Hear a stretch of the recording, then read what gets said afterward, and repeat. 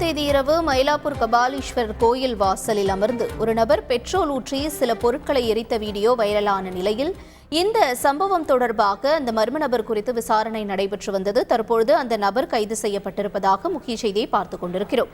கூடுதல் தகவல்களை செய்தியாளர் சாலமன் வழங்க கேட்கலாம். சாலமன் வணக்கம். தற்பொழுது இந்த நபர் யார் என்பது அடையாளம் தெரிந்திருக்கிறதா? என்ன நிலவரம்? சென்னை மயிலாப்பூர் கபாலீஸ்வரர் கோயில் வாசலில் கடந்த 6ஆம் தேதி இரவு மர்ம நபர் ஒருவர் திடீரென அந்த கோயில் வாசல்ல அமர்ந்து பெட்ரோல் ஊற்றி சில பொருட்களை எரிப்பதாக ஒரு வீடியோ ஒன்று சமூக வலைதளங்கள்ல வைரலாகி பெரும் சர்ச்சையை ஏற்படுத்திய நிலையில, குறிப்பாக பிரசித்தி பெற்ற இந்த கோயில் வாசல்ல காவலாளிகள் ஒருவரும் பாதுகாப்பில் இல்லை என சமூக வலைதள வாசிகள் சிலர் குற்றம் சாட்டிய நிலையில இந்த சம்பவம் தொடர்பாக உடனடியாக நடவடிக்கை எடுக்க கோரி அந்த கோயில் சூப்பரண்டன்ட் பாலமுருகன் என்பவர் மயிலாப்பூர் காவல் நிலையத்துல ஒரு புகார் ஒன்றை அளித்தார். இந்த புகாரின் அடிப்படையில மயிலாப்பூர் போலீசார் சம்பவ இடத்தில் இருந்த சிசிடிவி காட்சிகள் மற்றும் அவர் நடந்து சென்ற பல்வேறு பகுதிகளில் உள்ள சிசிடிவி காட்சிகளை ஆராய்ந்து தீவிரமாக தேடி வந்த நிலையில தற்போது பாரிமுனை பகுதியில் வைத்து அந்த மர்ம நபரை கைது செய்தனர்.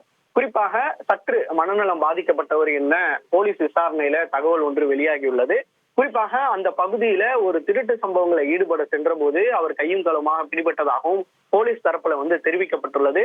இவர் தொடர்ச்சியாக அங்கு சிசிடிவி காட்சியில் போலீஸ் பார்த்தபோது அவர் அங்க சுமார் 3 தடவை அந்த கோயிலை சுற்றி இருப்பதும், அதன் பிறகு அங்கு இருக்கக்கூடிய சில செருப்புகளை எடுத்து கொளுத்தி இருப்பதும் போலீசார் விசாரணையில் முதற்கட்ட விசாரணையில தெரிய வந்துள்ளது.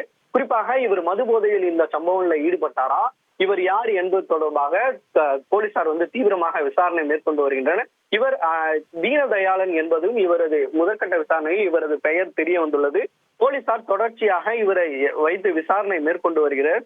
தொடர்ச்சியாக இந்த மயிலாப்பூர் கோயில் சம்பவங்கள்ல பெரும் அசம்பாவித சம்பவங்கள் நடைபெற்று வருகிறது. குறிப்பாக கடந்த 2 வாரத்திற்கு முன்னதாக இந்த கபாலீஸ்வரர் கோயில் உள்ளே நடனம் ஆடிய சில வீடியோக்கள் பதிவேற்றம் செய்யப்பட்டு பெரும் சர்ச்சையை ஏற்படுத்திய நிலையில அந்த 2 வாலிபர்களும் மன்னிப்பு கேட்டனர்.